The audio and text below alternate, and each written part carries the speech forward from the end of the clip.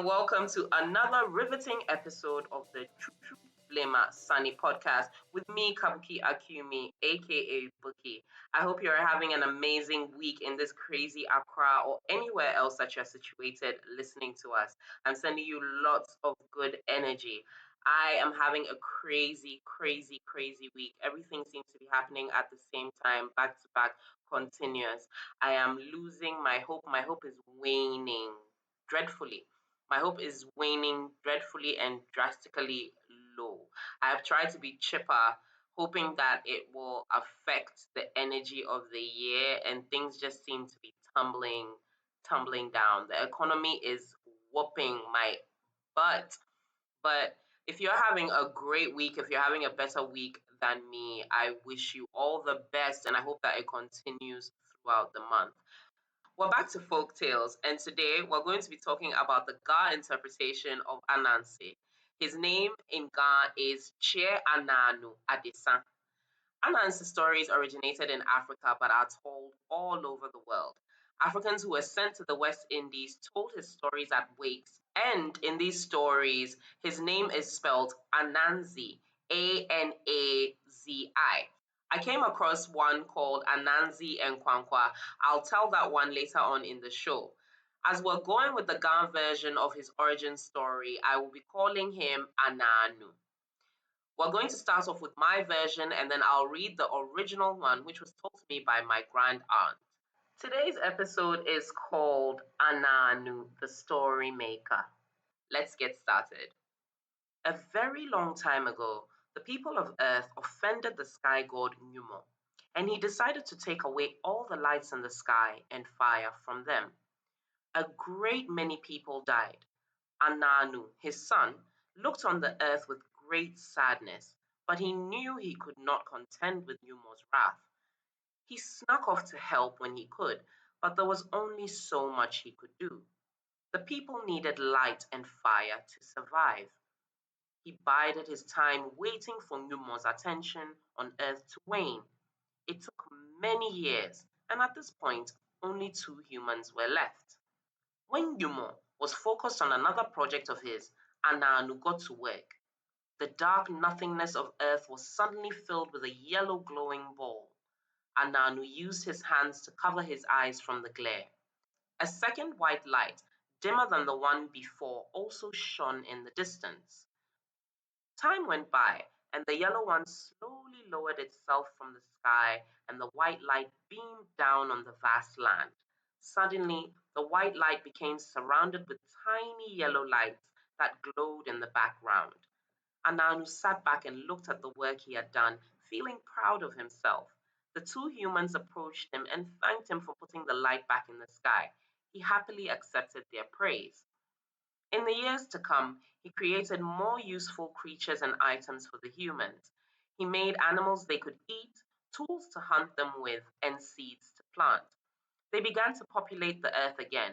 He lived amongst them and helped them form a language. He taught them to read and write.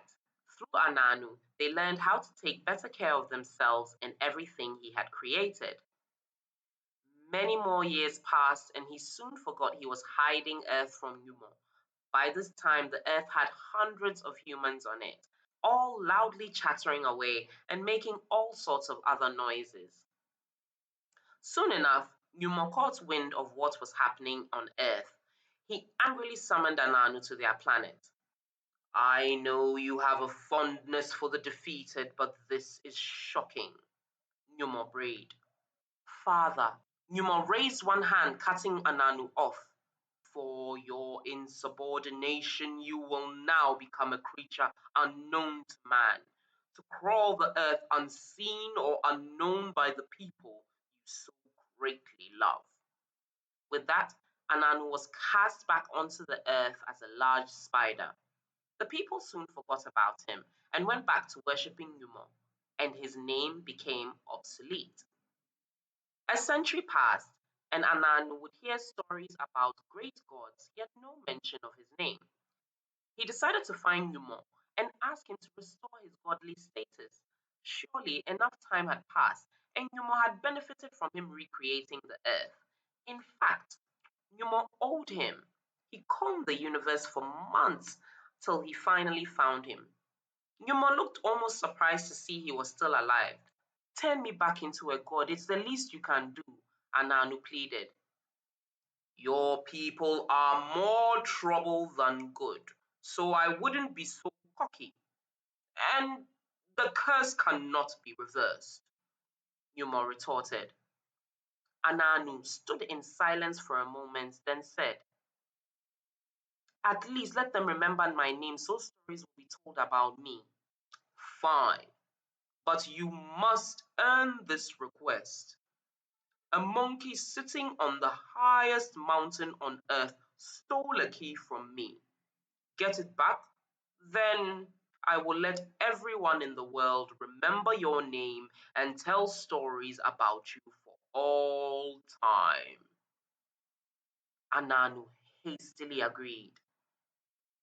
It took him days to climb the mountain to the top. He found the monkey sitting down in front of the cave in the mountain, meditating with the key around his neck.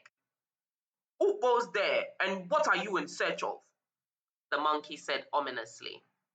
I heard the smartest animal in the land lives on this mountain, and I came to see for myself, Anaanu replied. The monkey was cautious, but also a little lonely from having sat at the top of the mountain for almost 10 years. You have been sent to spy on me, he countered. No, I want to be as great as you are. Tell me stories of your adventures, O great one, so I may be a master like you.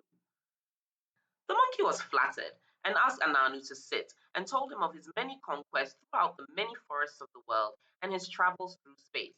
Anaanu pretended to listen attentively, dropping a couple of "oh my god," wows from time to time. It wasn't until the monkey got to a story about tricking a god to give him the key to the universe that his ears perked up. The monkey told Anaanu he used a plant he grew in the valley to make Numo sleep. I don't believe you. Numo is too smart for that, Anaanu rebuffed. I crushed it and blew it in his face like this. Whew, the monkey said. No, no, no, Anaanu said, shaking his head. This last story, okay, echo fitahi. The monkey shut up and went into the cave to get the plant to show Anaanu. Anaanu took a deep breath and held it. He came back, crushing the plant in his hand. He blew it in the air, and Anaanu let out all the air he had held, blowing it back into the monkey's face, covering his nose and stepping away from him. The monkey tried to hold his breath, but it was too late, and he fell to the ground. Anaanu used his free hand to grab the key from his neck and made his way back down the mountain. Newmont was genuinely surprised he had been able to get it. Anaanu was worthy of his request, but he decided to give him another task. You have done well, but I have another task for you. Bring me a cowrie hidden in the biggest boulder that sits in the river within the forest in your village. Then I will let everyone in the world remember your name and tell stories about you for all time. Anaanu was a little annoyed, but not surprised. He reached the river and saw the boulder was even bigger than he thought it would be. He tried cracking it with other stones, sticks, and anything he could find. It didn't budge. He decided to look through the forest for an animal that was big enough to help him break it. After an hour, he found an elephant sleeping under a tree and woke her up, asking for her help to break the boulder. She respectfully declined on account of her afternoon nap being far from over. Numa was right. Elephants aren't as strong as they pretend to be. You're not as strong as you say you are. You probably can't break that boulder at all, Anaanu said, starting to walk away. The elephant stirred in her sleep. Where is that boulder? She said, rising up. When he got to Numa, he all but clapped for Anaanu. You've done well. But I have one more task for you, and then I will let everyone in the world remember your name and tell stories about you for all time. Anaanu let out a frustrated sigh. I've done all your tasks and you keep setting more. How do I know this will be the last one? Get all the humans in the village where you live to call your name at once, and you will have your wish. Anaanu thought long and hard as he walked back to his village. How was he going to get the humans to call his name? He said, remembering a storage place in the forest where the humans kept their food. He went and took all the food and hid it. In the morning, a woman was the first to see the storage place had been ransacked and raised the alarm. The humans held a meeting. Who could have stolen all our food? The woman asked frantically. Anaanu walked up to one of the humans and said, I heard an animal called Anaanu stole your food. Let's all go out and look for it. If we shout its name, I'm sure it will get scared and come out. The human agreed and told the other humans. They all started to shout, Anaanu! Anaanu! Anaanu! When he was sure all the humans were shouting his name, he led one of them where he'd hid the food and then slipped away back to Numo. Anaanu, everyone in the world will remember your name and tell stories about you for all time, he said. And that's how Anaanu became the subject of stories all over the world.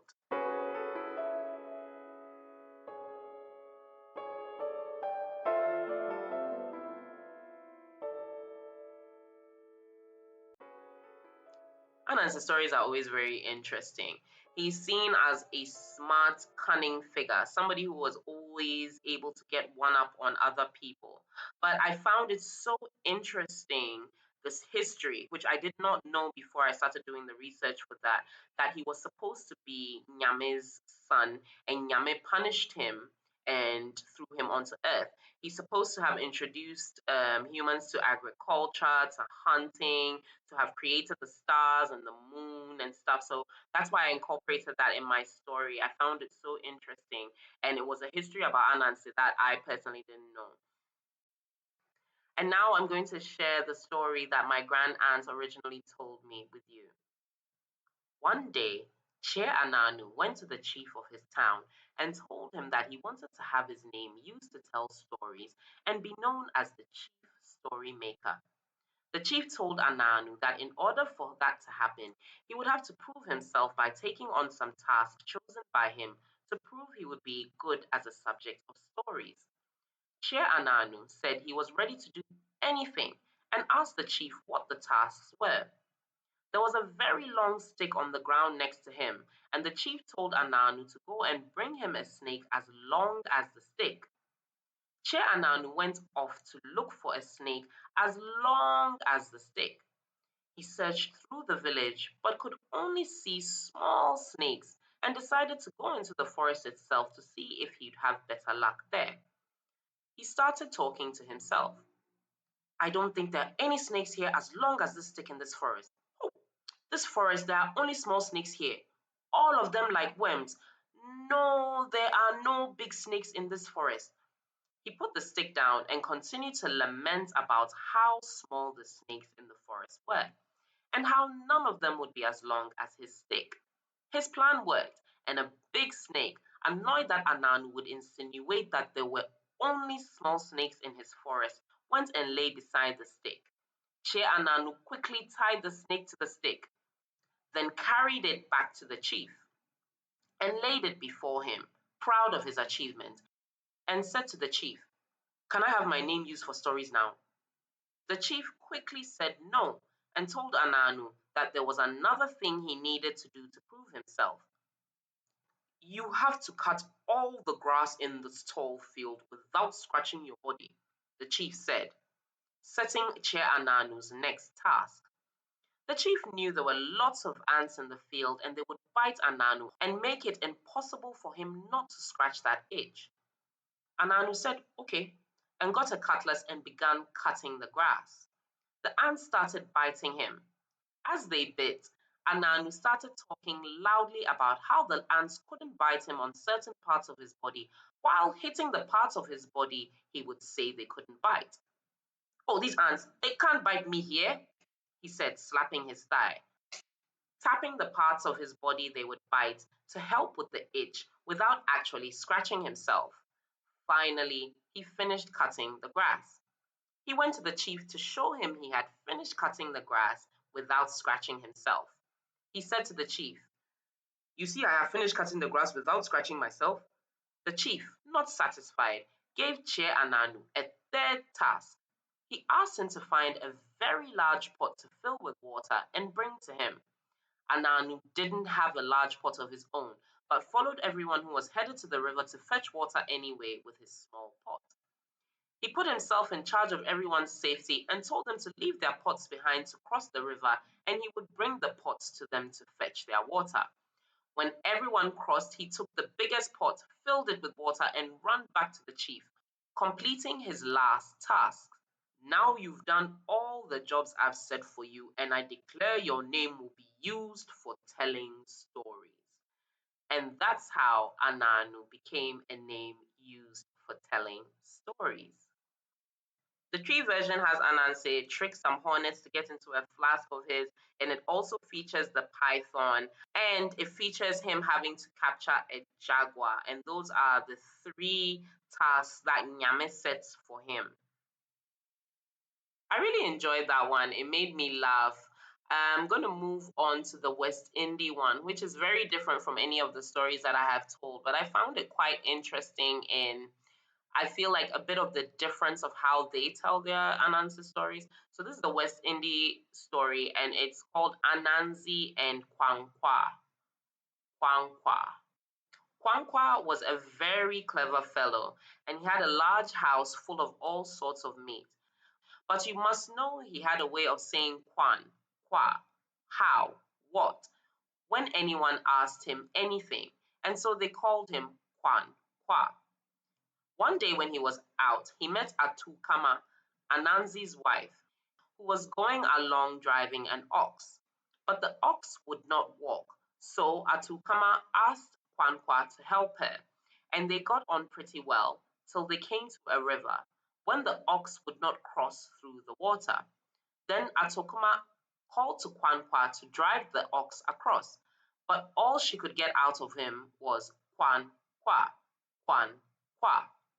At last she said, "Oh, you stupid fellow, you're no good. Stop here and mind the ox while I go and get help to drive him across." So she went off to fetch Anansi.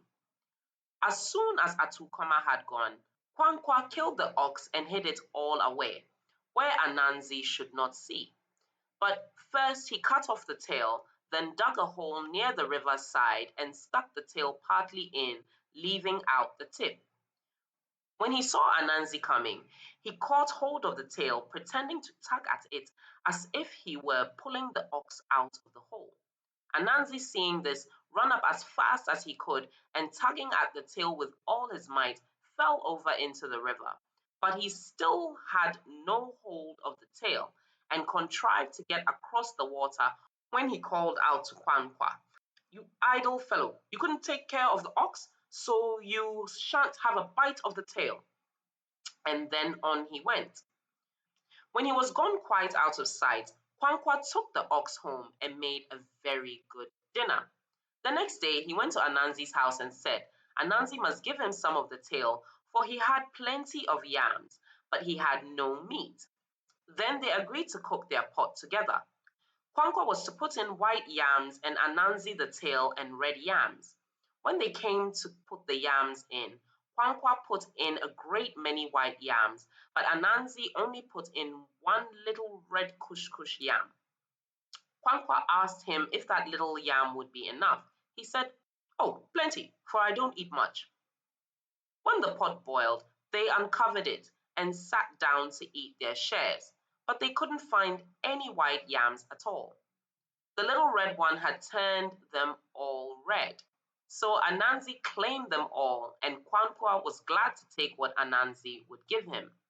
Now, when they were done eating, they said they would try which could bear heat best. So they heated two irons, and Anansi was to try first on Quanqua, but he made so many attempts that the iron got cold before he got near him. Then it was Quanqua's turn, and he pulled out the iron from the fire and poked it right in Anansi's throat.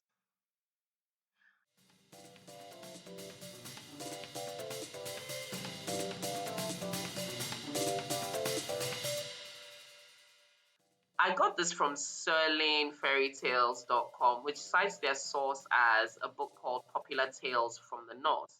I just found it really interesting how this Quanqua character was supposed to get a leg up on Ananse. Ananse is usually the one who has a leg up on Ananse is usually the one who has the leg up, right?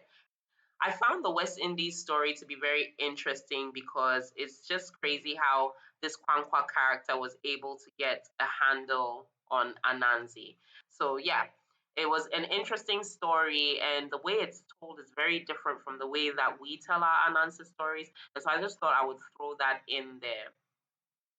Like I said, you'll be hearing so many more Anansi tales on our pod. Anansi tales are my favorite, and I have loads and loads of them for you.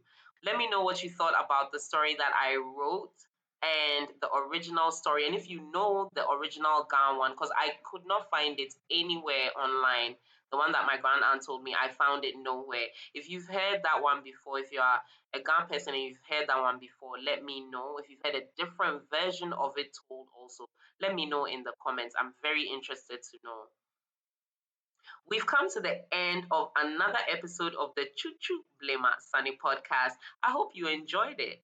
We will be bringing you episodes bi-weekly on Wednesdays. You can catch the podcast on Spotify, YouTube, or Patreon. Like, follow, and subscribe. Thank you. You can also follow us on Instagram and TikTok, TBS Daily _AFT, or email us at chuchublemassunny@gmail.com. We'd love to hear any other versions of the stories you hear on here or just any other thoughts you have. You can also send in your original short stories and they'll be featured on the pod. I think 2 episodes ago, we got a story from the pseudonym The Black Pen, which was really, really, really cool. I love that story so much, and I'm looking forward to hearing more stories from you guys. Send them in. Send them in. Okay, thank you. In the next episode, we'll be heading back to some history and talking about the Kandakes of Kush, brilliant women who ruled in the Kushite kingdom of Meroe in Nubia. I cannot wait to share that with you. Honestly, like these women were the epitome of a bad ass. The show is produced by Nikita Kowalski. The stories are collected, researched, and written and read by me, Kabuki Akumi. Show music by Andre Ayete, and the orator of today's story is my grand auntie Helen Ajibola Rena. Thank you for listening. Until next time, tree blow. Take it easy. This has been the Choo Choo Blema Sunny podcast, sharing truly African stories.